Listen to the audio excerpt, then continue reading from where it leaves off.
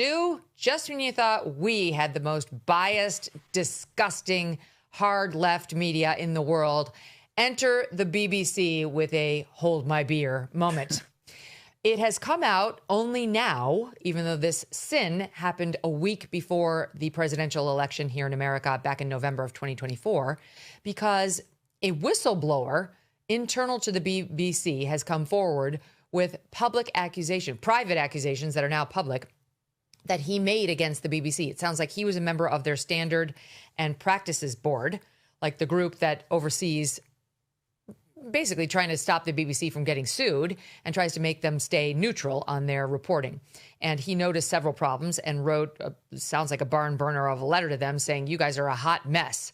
There are a lot of things you're doing wrong. And now it's gone public and he's whistleblowing.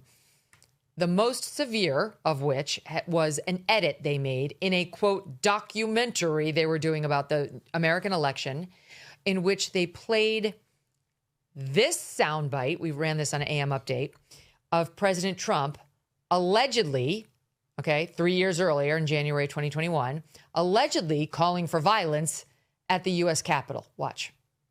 We're going to walk down to the Capitol, and I'll be there with you. And we fight. We fight like hell. And if you don't fight like hell, you're not going to have a country anymore. Except that's not what he said at all. He did say the very first part that you hear in there where he says, we're going to walk down to the Capitol. And then 54 minutes later, he said the part about I'll be there with you and we fight like hell. Look at this. This is laid out in pages of the transcript. 1, 2, 3, 4, 5, 6, 7, 8. So that's 8, 16, 24 pages later is where he said the thing about we fight like hell.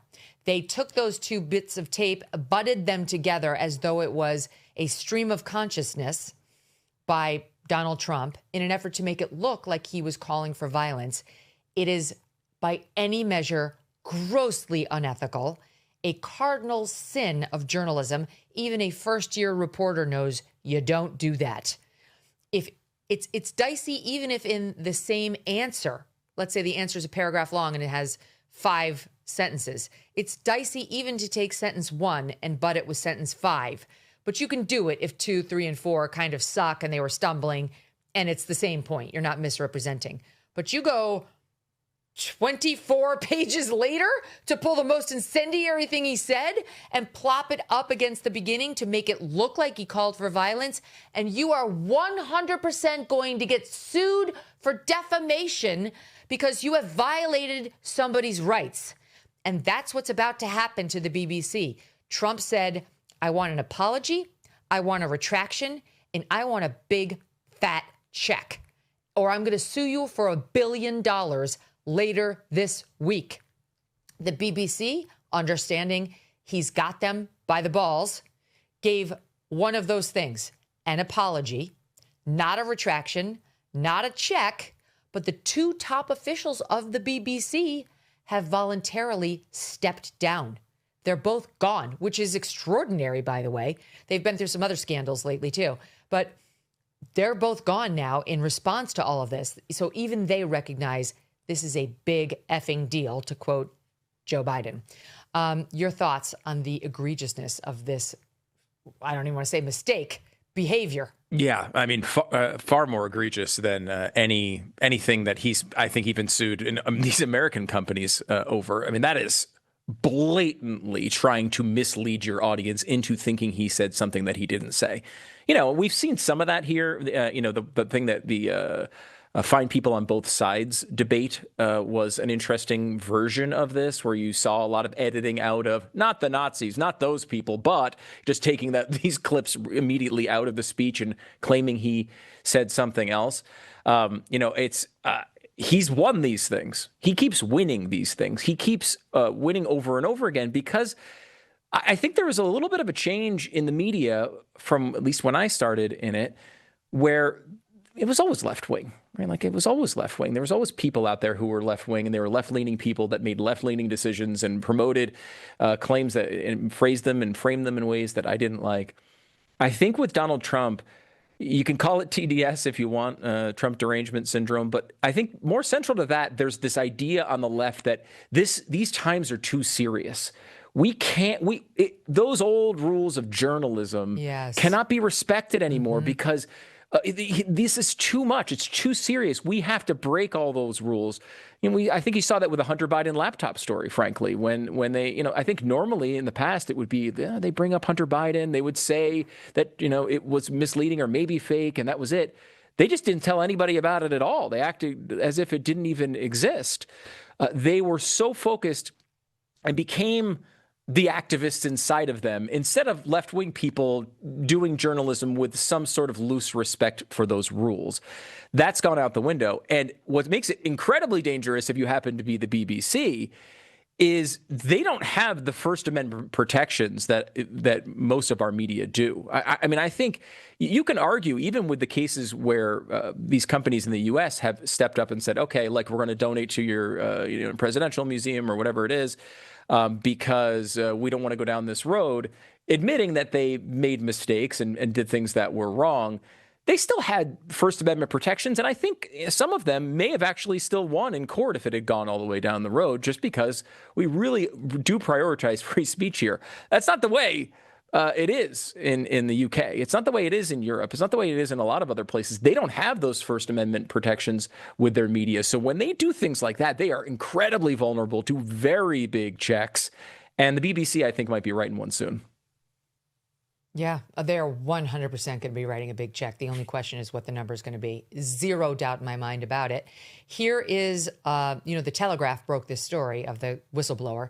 This is their associate editor at the Telegraph, Gordon Rayner, explaining the edit and their reporting. Watch. They played the following clip. We're going to walk down to the Capitol, and I'll be there with you, and we fight. We fight like hell. But Trump didn't, in fact, say this at all. The BBC spliced together two clips that took place 54 minutes apart. So let's go through it again. We're going to walk down to the Capitol, and I'll be there with you. Now, see there, between Capitol and, that's a cut.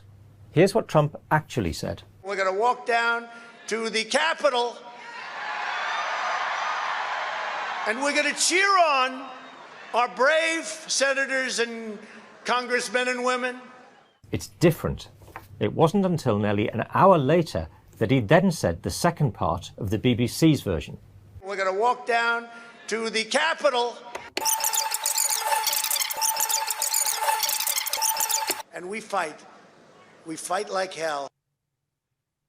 Oh, so dishonest. And they cut out, the part he said up front, in that part like that they chopped to butt it towards the end, where he said, and I want it to be peaceful and patriotic. We're going to go peacefully and patriotically. That didn't make the cut at all. That was removed to try to make him sound like he was trying to incite, INCITE, violence. This is the same dishonest news organization that about a year ago, Stu, ran this clip, which is making another resurgence right now on X for obvious reasons.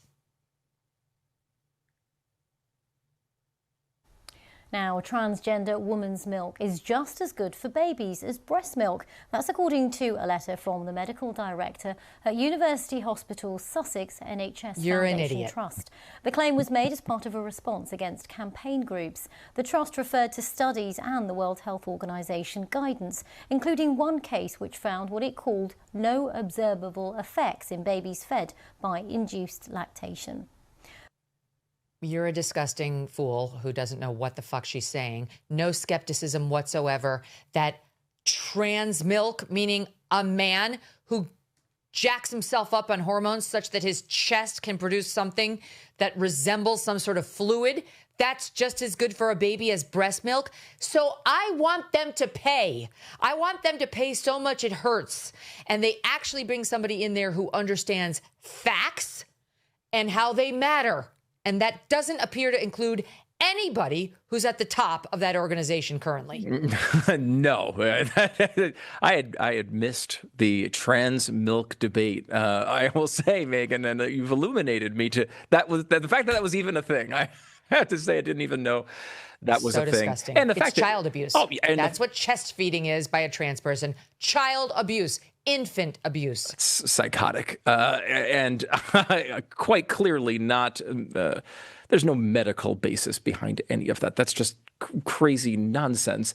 They do deserve it. I mean, the BBC's been bad on a lot of things for a long period of time. And, this is why I would argue I don't want any state-run media. I don't think there's anything positive about that. I have friends who were like, oh, gosh, no, the BBC is good. No, they're not. They do this type of stuff all the time. And the Trump edit is really egregious because we all were there. We all remember it. We all watched the speech. We all are very familiar with the things that he said in the arguments around it. And the fact that they thought that they could get away with it, I mean, maybe it's because they thought their audience wasn't as engaged in American politics. And this is an easy way to paint the president because it probably agrees with a lot of the people watching over there. But, over here, you can't get away with that stuff, I don't think. And the media has tried forever. I think it's one of the things that, because I have some sensitivity, as I think you probably do as well, Megyn, when it comes to, a president of the United States going after media corporations and saying, hey, you lied about me. Because Obama would say that about us, and Biden, I'm sure, probably did say that about us. And that does concern me. But the fact that he's been able to highlight these examples that are really egregious and hold these places accountable, I think might at least give them hesitation. I don't need them to have the exact analysis I have or that you have about every issue. I kind of expect them to be off the rails and to the left. I can deal with that. I'm an adult. I can deal with that.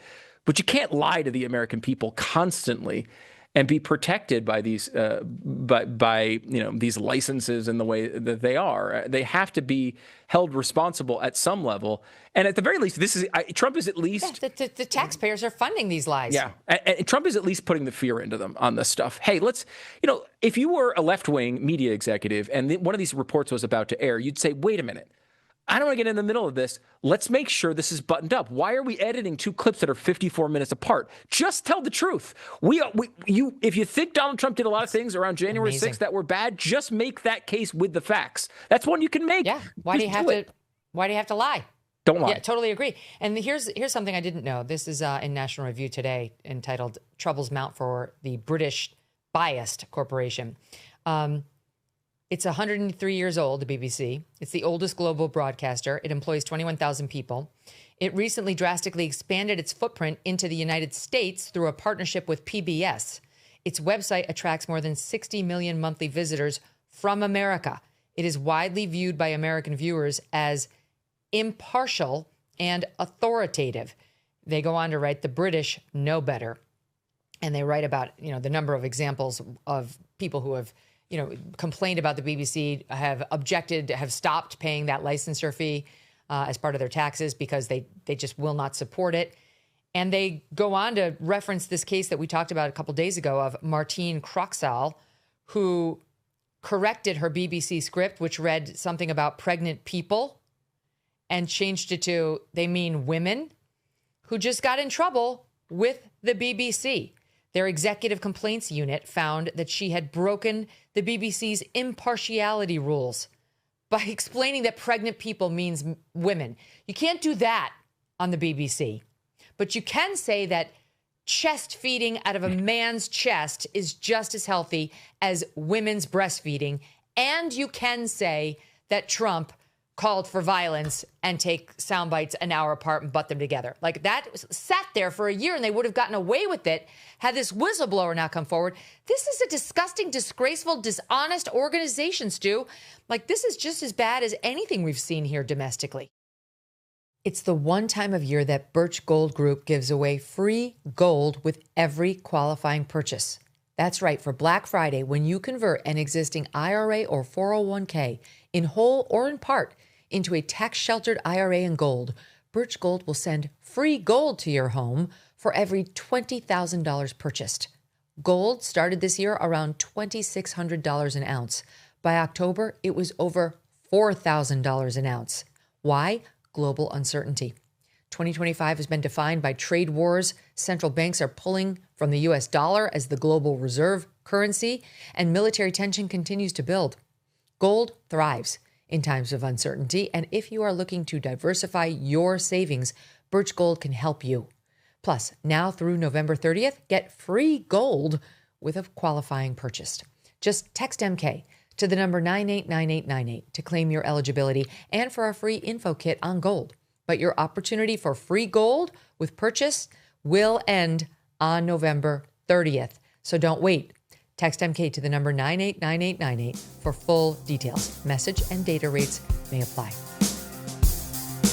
Thanks so much for watching. If you like what you just saw, hit the subscribe button for more clips and full episodes.